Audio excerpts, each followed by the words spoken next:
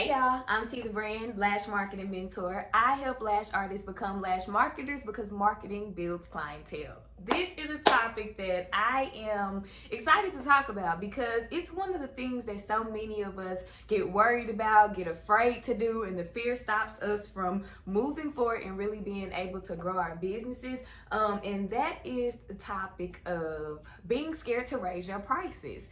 This was a trending topic at LashCon, so that's one of the reasons why I want to talk about it right now. This is usually the time of year where lash artists are deciding if they're going to raise their prices for the next year and what their price point is going to be and how to go about it, how to let their people know, all the things. And I can relate to the fear of increasing your prices because that was one of my fears every time I have done a price increase. The scariest time that I did a price increase was back in 2021 when my prices for, let's say, a volume full set was $115. It went up to $185, and I was so scared of some of the things that we're going to talk about that you are probably afraid to do as well. So let's go ahead and get to it. Of course, y'all know I got my notes. If you are watching on YouTube, you see me with my iPad. If you are listening to the podcast, then of course you can't see it, but know that I always have some notes written somewhere because I'm not trying to remember all of this stuff off the top of my head, and I want to make sure that I am being thorough in what I share with you guys. So some of the fears that come along with raising your prices, first of all, it's doing it. It could be not knowing what to raise your prices to, but one of the big ones, you're afraid to lose clients. You're afraid you won't get new clients. You're afraid that you won't be able to pay your bills. What if your business fails because you raise your prices and then no one is coming anymore? And then you're afraid to repeat the same process. Like, okay,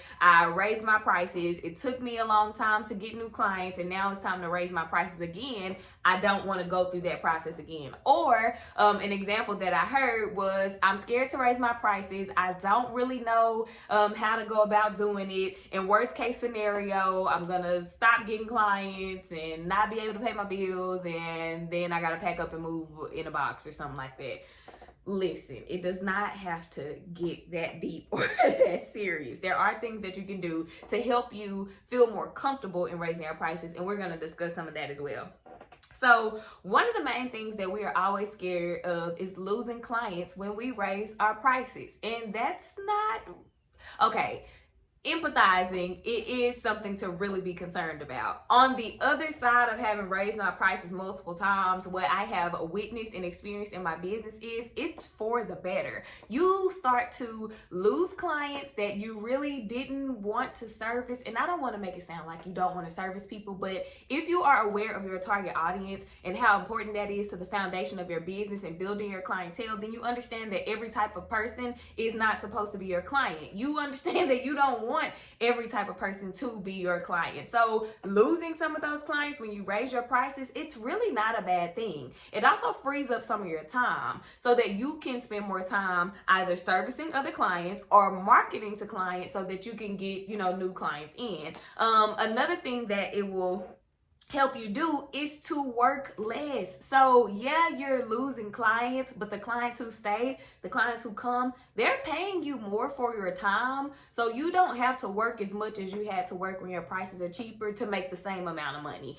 For example, let's say I make $1,000 a week. Okay, I'm making $1,000 a week and my full sets are $100, just for easy math purposes. My full sets are $100. Okay, I have to do at least 10 full sets a week. And first of all, that would take my body all the way down. But you would have to do 10 full sets every single week to make $1,000. And again, we're just talking about full sets. I'm a feels girl. I love doing feels. I love getting feels. I love when my clients stay on track for their feels, because full sets, it takes more time. It takes more energy. It takes more product. It takes more time out of their day. Even though they're happy to come here and rest and relax, they'd still probably be rather checking some other things off of their to-do list on some days. So, and full sets, you don't get those often. And your consistent income comes from feels and not full sets. So anyway, you would have to be doing, what's 10 times 40 to 50 full sets a month, to make $4,000 to $5,000. Okay, so anyway, back to the example, it was $100 per client a week for a full set would get you $1,000. Now, if I raise my full set prices to $200, are some of my clients going to leave? Yes, because they don't want to pay an additional $100 to get their full sets done. However, in the same amount of times, 5 days, however many days you're working out of this $1,000 week, you cut the amount of people you service in half just by doubling the price of your full set. So instead of having to do 10 full set clients, all you have to do is 5 full set clients a week, and then you have your $1,000. I think that's right. 2, 4, 6, 8, 10. Yes, that's correct. Just making sure, y'all. So yeah, losing clients isn't necessarily a bad thing. You also attract higher quality clients when you raise your prices, because sometimes the price of your service is so low, the people who would love to be serviced by you and who you would love to service are looking at your prices like, ooh, is she just practicing? Ooh, are they cheap because they don't last long? Is she still trying to figure this and that out? Your prices do put you in a category that kind of represent your level of expertise. Now, you might be the best in your city, the best in your state, the best lash artist in the world, but if your prices are giving, she don't know what she doing, he don't know what he doing, then you're going to get the people who just want to experiment and maybe not want to commit to being long-term clients, and the higher paying clients don't want to book with you because they don't trust you because, well, your stuff is cheap. And as we all know, most of the time, a big majority of 10 times out of 9 of the time, you get what you pay for. So when it comes to losing clients, try to change your perspective on it. You would be losing clients, but you will also be gaining free time and gaining more type of the clientele that you want. All right, moving on. Fear that you won't be able to pay your bills. This is why budgeting is super, super important. Budgeting and saving. I was not qualified to talk about managing money before this year. It wasn't until, I want to say, either February or March of this year that I really started to take my money seriously. Like, I've had months over the last year and a half, I'll say, where I have made anywhere between $3,500, $5,000 in a month just doing lashes. And I would be like, where the money at? At the end of the month, where is the money at? Why are there still bills that I have forgotten to pay? Like, what was I doing with the money? And of course, I can look at my statement accounts and see what all, the money was spent on, but who wants to go through that? Because then it's like back in your face again. But that's the responsibility part of it. So once I set up a system for myself to make sure that all of my bills were paid first in the month before I started just doing whatever I was gonna do with the money or with my money, that really helped change things for me. So what I do is I will write out at the beginning of the month, I will write out all of my business bills for that month and how much they are, because sometimes things fluctuate. Maybe you need a little more or a little less for inventory, or maybe the booking system that you're using, their prices have gone up and you just need to update it from the last month. I list out all of my bills for business. I list out all of my personal bills and what those costs are for the month, and then I add them up, and I'm like, okay, I need to make X amount of dollars this month to make sure everything can keep functioning. Anything on top of that, I can take care of other stuff. I can buy me more ebooks to listen to while I'm lashing. I can maybe go, buy me some new jewelry or something, or, whatever. And when I say jewelry, I mean like a little James Avery charm or something. I ain't out here just splurging and doing the most. If it ain't James Avery, it probably came from Shein or Samoon. Like, let's be for real. At least for me, that's where my for real is right now. And I have no shame. So making sure that you are budgeting and moving your money right so that you can, if you do lose clientele when you raise your prices and it takes a minute for you to recover, you're already ahead and taking care of all of your bills and things. That way, nothing goes slacking. You don't need the most expensive and new equipment or, all of the products from this one product line. Like, pace yourself, get things as you need them, reward yourself with new products or whatever it is that you like as you go along in your process. But don't go broke on top of losing clients. Like, no. And then you're afraid if your business fails and to repeat the same process. The only way your business fails is if you quit. If anything outside of quitting was considered a business failure, I done failed a gazillion times. Like, January 2022, I looked at my bank account after, having been working and doing, making money and marketing again. Like, looked at that bank account and there were $0 and 0 pennies in the account. And I said, I will never ever be broke again after I get out of this point. Before that, I had to let my suite go because I couldn't afford it. I made investments in companies that were supposed to help you gain clientele, and I spent like $1,500 in a matter of 2 weeks investing in this company, in their processes and everything, and I was losing money faster than I was making it. So I was like, hold up, we gotta stop that. I have failed so many times, but I have not quit, so you don't even really get to see those failures. Some of that stuff is like so far, it's so far back in my mind, not in reality, because that whole $1,500 thing with the company that was supposed to help you grow, I did that in February. In February this year, so just a few months ago. But because I did not quit, I didn't stop, I didn't let that defeat me, because I didn't let, when I raised my prices and lost clients, I didn't let that make me want to stop doing lashes. When I had clients who didn't like their lashes or didn't want to come back or looked like they had some type of allergic reaction or any kind of reaction to their lashes, or like I said, not being able to afford my, whatever it was, you can count so many failures, but I didn't stop. So no, I ain't failed nothing. I have grown, I've had some growing pains and learned a lot of things, but failure, that ain't on the list, and you have not failed if you have not quit. So keep going and your business won't fail. Keep going and make investments in your knowledge and in yourself, and you will not fail, period. Okay, so let's talk about some things that can help you overcome the fear of raising your prices. One is learning how to market. Again, learning how to market, because you're a lash artist and a lash marketer, and the lash artist is not more important than the lash marketer, because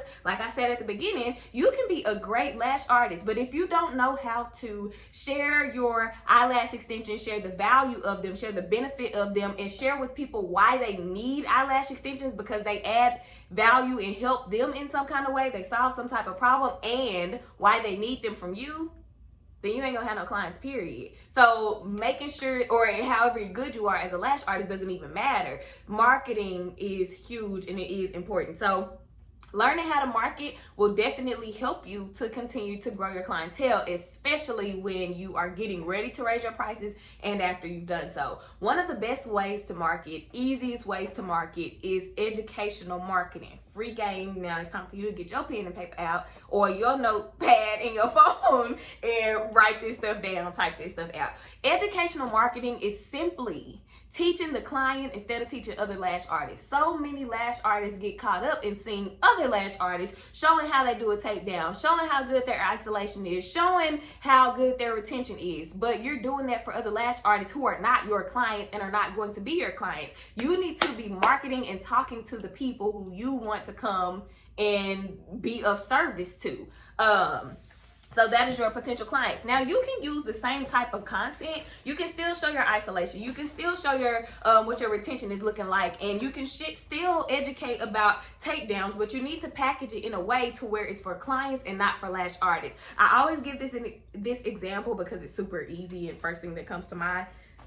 One way to go about educational marketing is, instead of telling people this is how you do a lash bath, tell them why they need to do lash baths at home. How do they help them at home? How do they help them with their retention? How does it help them when they come back in for their fills? What does it do for the overall health of their eyes and their eyelashes? Like, educate the clients, because they don't know. You're the expert, you're the artist, so you know why you're taping lashes down, and you know why you're writing on tape. When their eyes are closed, first of all, they don't know why they got tape all over their eyes. And secondly, they don't know what you're doing, what you're writing on their gel pad. So explain to them through your content, educate them through your content about the process of lash extensions and what they can expect, and why they need them from you. Educational marketing changed the game for me. I will forever say that and forever share that, because it's true. And if it worked for me, and if it has worked for my mentees who have started using the process, I guarantee you educational marketing is going to work for you. So one, learning how to market.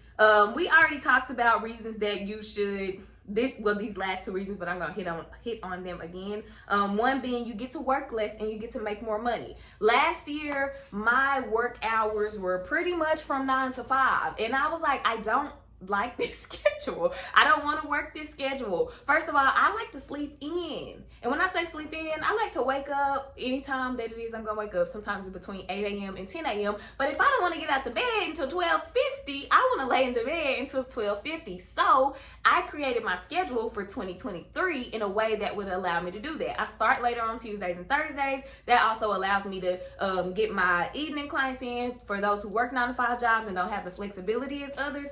And it also keeps me from working from 9 and taking appointments from 9 in the morning until 5 o'clock in the evening. So you get to, make your schedule the way that you really want it to go. Next year, I'm thinking about cutting Saturdays off my schedule, seeing how I can free up my weekends, or maybe just doing one Saturday at the month that I'm working and lashing. Like, you are the boss. And I shared this at this little breakout session at LashCon. Like, we get so caught up in the busyness and the hustle of being the boss that we forget about the blessing and the benefit and the privilege of being the boss. You get to make choices that work best for you and your business. Your business is for your clients, but you get to structure the business for the type of clients who can fit into that structure. Like, make sense? Okay, hopefully it does. So you get to work less and make more. And then again, higher prices attract a higher pedigree of clients. You get the clients who care about their investment. I heard somebody say, and I'm of course referring to LashCon because I'm fresh back from it, but I heard somebody say at LashCon, like, when we're in a recession, and usually when people are looking for ways to cut back, their lashes are the first thing to go. Now, my clients, and I am so happy that I can say that, because sometimes people do have to cut back on personal maintenance, and lashes is one of the first things to go. But in my experience, the majority of my clients, they'll stop getting their nails done. They'll keep getting their nails done, stop getting their pedicures and just get a polish change. They'll stop shopping so much. They will sacrifice other things, but their lashes is not one of them. And I am one of the girlies who, I don't care how, I will slap a wig on real quick. I will let this hair grow out. Oh, God forbid. But I will let this hair grow out and give me some braids or something that will help me still be able to get my lashes done if push came to shove. Those lashes are important, okay? And you want to attract the type of clientele who need their lashes. I had a client who was in the hospital. She was about to have a blood transfusion and some other kind of surgery, and she had to reschedule her appointment. No problem.